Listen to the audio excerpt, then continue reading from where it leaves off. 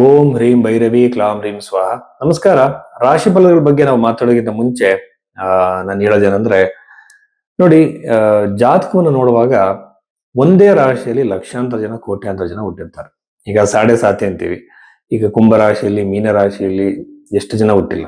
ಎಲ್ಲರಿಗೂ ಸಮಸ್ಯೆಗಳು ಬರ್ತಾ ಇದೆಯಾ? ಖಂಡಿತ ಇಲ್ಲ.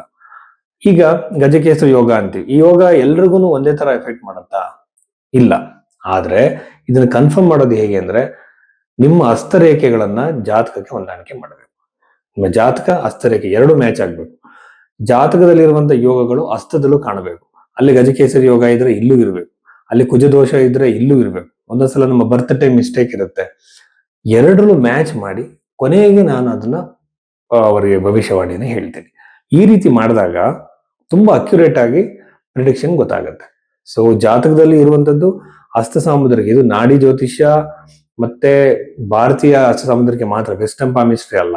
ಇದನ್ನ ಮ್ಯಾಚ್ ಮಾಡಿ ನೋಡುವಂಥದ್ದು ಬಹಳ ಎಫೆಕ್ಟಿವ್ ಮೆಥಡ್. ಆ ರೀತಿಯಲ್ಲಿ ನಿಮ್ಮ ಜಾತಕವನ್ನು ನೋಡಿ ಜೀವನದಲ್ಲಿ ನಡೆಯುವ ಹಲವಾರು ಘಟನೆಗಳ ಬಗ್ಗೆ ಹೇಳ್ಬೋದು. ಮದುವೆ ಯಾವಾಗ, ಸಾಲ ಯಾವಾಗ ತೀರುತ್ತೆ, ಫೈನಾನ್ಷಿಯಲ್ ಸ್ಟೆಬಿಲಿಟಿ ಬಗ್ಗೆ, ಸೈಕಲಾಜಿಕಲ್ ಆರೋಗ್ಯದ ಬಗ್ಗೆ ಬಹಳಷ್ಟು ವಿಚಾರಗಳನ್ನ ಹೇಳ್ಬೋದು. ಈ ಬಗೆಯಲ್ಲಿ ನಿಮ್ಮ ಜಾತಕ ನೋಡ್ಬೇಕು ಅಂದಾಗ ನಿಮ್ಮ ಹಸ್ತರೇಖೆ, ನಿಮ್ಮ ಜಾತಕ ಎರಡನ್ನೂ ಕಳಿಸಿ, ನಿಮ್ಮ ಡೇಟ್ ಆಫ್ ಬರ್ತ್ ಮಿಸ್ಟೇಕ್ ಇದ್ರೂ ಸಹ ನಿಮ್ಮ ಜಾತಕವನ್ನ ಬಹಳ ಅಕ್ಯುರೇಟ್ ಆಗಿ ಹೇಳ್ಬೋದು. ಈ ರೀತಿ ಸರ್ವಿಸ್ ನ ನೀವು ಭೈರವಿ ಆಸ್ಟ್ರೋದಲ್ಲಿ ತಗೊಳ್ಳಿ. ಕುಂಭ ರಾಶಿ 2026 ಏಪ್ರಿಲ್ 19ನೇ ತಾರೀಕಿನ ನಂತರದಲ್ಲಿ ಈ ಕುಂಭ ರಾಶಿಯಲ್ಲಿ ಹುಟ್ಟಿದಂತವರಿಗೆ ನಡೆಯುವಂತಹ ಘಟನೆಗಳ ಬಗ್ಗೆ ನೋಡೋದಾದ್ರೆ, ಸಕಾರಾತ್ಮಕ ನಕಾರಾತ್ಮಕ ಎರಡನ್ನು ನೋಡೋಣ. ಸೊ ನಕಾರಾತ್ಮಕವಾಗಿ ನೋಡಿದ್ರೆ, ರಾಶಿಯಲ್ಲಿ ಇರುವಂತದ್ದು ರಾಹು ಗ್ರಹ. ಇದು ಸಪ್ತಮವನ್ನ ನೋಡುತ್ತೆ. ಸಪ್ತಮದಲ್ಲಿ ಕೇತು ಇರುತ್ತೆ. ರಾಶಿಯಲ್ಲಿರುವಂತಹ ರಾಹು ಗ್ರಹ ನಿಮಗೆ ವಿಚಿತ್ರವಾಗಿರುವಂತಹ ಆಲೋಚನೆಗಳು, ವಿಚಿತ್ರವಾಗಿರುವಂತಹ ಥಾಟ್ಸ್ ನ ಕೊಡುತ್ತೆ. ಡಾರ್ಕ್ ಥಾಟ್ಸ್, ನಿಮಗೆ ಈ ತರ ಕೆಟ್ಟ ಕೆಟ್ಟ ಆಲೋಚನೆಗಳೇ ಬಂದಿರಲಿಲ್ಲ, ಈಗ ಆ ಥಾಟ್ಸ್ ಗಳು ಬರಬಹುದು. ಮನಸ್ಸಿನ ಮೇಲೆ ನಿಯಂತ್ರಣ ಇರಲಿ. ಸಪ್ತಮದಲ್ಲಿ ಕೇತು ಬಂದು ಕುಟುಂಬದಲ್ಲಿ ಕಲಹಗಳನ್ನ, ಮದುವೆ ಜೀವನದಲ್ಲಿ ಕಲಹಗಳನ್ನ, ಪ್ರಾಬ್ಲಮ್ಗಳನ್ನ, ಟೆನ್ಷನ್ ಗಳನ್ನ ಕ್ರಿಯೇಟ್ ಮಾಡುತ್ತೆ. ವೈವಾಹಿಕ ಜೀವನದಲ್ಲಿ ಬರೋ ಸಮಸ್ಯೆಗಳನ್ನ ಮಾತಿನ ಮೂಲಕ ಬಗೆಹರಿಸ್ಕೋಬಹುದು. ನಾನು ಯಾವಾಗಲೂ ಹೇಳ್ತಿದ್ದೀನಿ, ಜಾತಕ ಹೊಂದಾಣಿಕೆ ಮಾಡುವಾಗ ಸೈಂಟಿಫಿಕ್ ಮ್ಯಾಚ್ ಮೇಕಿಂಗ್ ಮಾಡಿಸಿ. ಅದರಲ್ಲಿ ಗಣಕುಟ ಸಾಲವಳಿ, ಮನುಷ್ಯಗಣ, ಪ್ರಾಣಿಗಣ ಅನ್ನೋದಕ್ಕಿಂತ ನಾವು ಸೈಕಲಾಜಿಕಲ್ ಆಗಿ ವ್ಯಕ್ತಿ ಯಾವ ತರದವನು ಅಂತ ಕಂಡಿಡ್ತೀವಿ. ವಿಪರೀತ ಕೋಪನ, ವಿಪರೀತ ಅಹಂಕಾರನ, ಅಥವಾ ಕರಿಯರ್ ಚೆನ್ನಾಗಿಲ್ವಾ, ಅವ್ನ ಸ್ಪೆಂಡಿಂಗ್ ಹ್ಯಾಬಿಟ್ಸ್, ಯಾವ ತರ ಖರ್ಚು ಮಾಡ್ತಾನೆ, ಇದೆಲ್ಲ ಕೂಡ ನಾವು ನೋಡ್ಬೇಕಲ್ವಾ. ನೋಡಿ ನಾವೊಂದು ಅನಾಲಿಸಿಸ್ ಕೊಡ್ತೀವಿ. ಇದಕ್ಕೆ ಸೈಂಟಿಫಿಕ್ ಮ್ಯಾಚ್ ಮೇಕಿಂಗ್ ಅಂತಾರೆ. ಈ ರೀತಿ ಮಾಡಿಸಿ ನಿಮ್ಮ ಜಾತಕವನ್ನು ವಿಶ್ಲೇಷಣೆ ಮಾಡಿಸ್ಕೊಳ್ಳಿ. ಸುಮ್ಮನೆ ಗಣಕುಟ ಸಾಲವಳಿ, ಮನುಷ್ಯಗಣ, ಪ್ರಾಣಿಗಣ ಅಂತ ಯಾವ ಕಾರಣಕ್ಕೂ ಹೋಗ್ಬೇಡಿ. ಆಮೇಲೆ ಚತುರ್ಥದಲ್ಲಿರುವಂತ ಶುಕ್ರ ನಿಮಗೆ ವಾಹನಗಳನ್ನ ಕೊಡುವಂತ ಸಾಧ್ಯತೆ, ಬಟ್ಟೆಗಳನ್ನು ಕೊಡೋ ಸಾಧ್ಯತೆ, ಗ್ಯಾಡ್ಜೆಟ್ಸ್ ನ ಕೊಡೋ ಸಾಧ್ಯತೆ, ಗೃಹವನ್ನ, ಕಟ್ಟಿರುವ ಮನೆಯಿಂದ ತಂದ್ಕೊಳ್ಳಿ ಅದನ್ನ ತಗೊಳ್ಳೋ ಸಾಧ್ಯತೆಗಳು ಈ ಕುಂಭರಾಶಿಯವರಿಗೆ ಅತಿ ಹೆಚ್ಚಾಗಿರುತ್ತೆ. ಪಂಚಮ ಭಾವದಲ್ಲಿರುವಂತಹ ಗುರುಗ್ರಹ ನಿಮಗೆ ಸಂತಾನವನ್ನು ಕೊಡ್ತಾನೆ. ಸೊ ಸಂತಾನ ಪ್ರಾಪ್ತಿ ಪ್ರಯತ್ನ ಮಾಡ್ತಿದ್ದೀವಿ ಸರ್, ಎರಡನೇ ಮಗುಗೆ ಟ್ರೈ ಮಾಡ್ತಿದ್ದೀವಿ ಸರ್, ಇದು ಒಳ್ಳೆ ಕ್ಷಣ, ಒಳ್ಳೆ ಸಮಯನ ಅಂತಂದ್ರೆ ಆ ಯೋಗ ಕ್ರಿಯೇಟ್ ಆಗಿದೆ.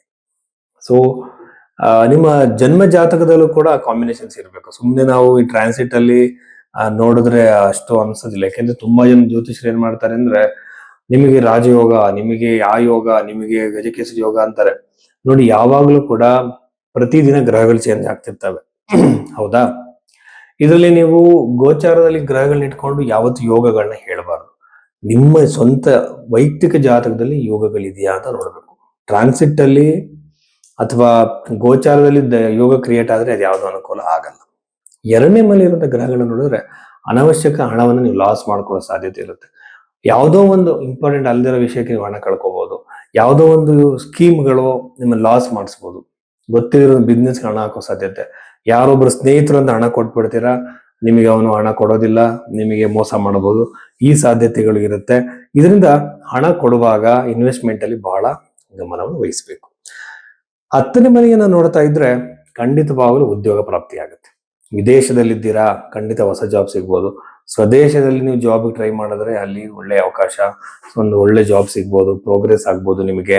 ಆಮೇಲೆ ಜಾಬ್ ಅಲ್ಲಿ ಪ್ರಮೋಷನ್ ಆಗ್ಬೋದು, ಸ್ಯಾಲ್ರಿ ಜಾಸ್ತಿ ಆಗ್ಬೋದು, ಎಲ್ಲ ಪಾಸಿಬಿಲಿಟೀಸ್. ಈಗ ತುಂಬಾ ದಿನದ ಕೆಲಸ ಮಾಡ್ತಿದ್ದೀನಿ ಸರ್, ನನಗೆ ಜಾಬ್ ಅಲ್ಲಿ ಅನುಕೂಲ ಆಗ್ತಿಲ್ಲ ಅಂತಾರೆ. ಈ ಟೈಮ್ ಅಲ್ಲಿ ಕುಂಭರಾಶಿಯವರಿಗೆ ಆಗುತ್ತೆ.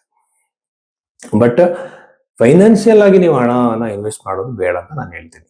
ಆಮೇಲೆ 3ನೇ ಮನೆ ಇರುವಂತಹ ಸೂರ್ಯನಿಂದ ಕೂಡ ನಿಮ್ಮ ತಮ್ಮಂದಿರಿಗೆ, ಗೌರ್ಮೆಂಟ್ ಉದ್ಯೋಗ ನಿಮ್ಮ ತಮ್ಮಂದು ಪ್ರಯತ್ನ ಮಾಡ್ತಿದ್ರೆ ಅವರಿಗೆ ಅನುಕೂಲ ಖಂಡಿತವಾಗ್ಲೂ ಆಗುತ್ತೆ. ಮ್ಯಾಕ್ಸಿಮಮ್ ಪಾಸಿಬಿಲಿಟೀಸ್ ಇರುತ್ತೆ ಅಂತ ಹೇಳ್ಬೋದು. ಇಷ್ಟು ವಿಚಾರಗಳು ಕುಂಭರಾಶಿಯವರಿಗೆ ಸಂಬಂಧಪಟ್ಟಿದೆ.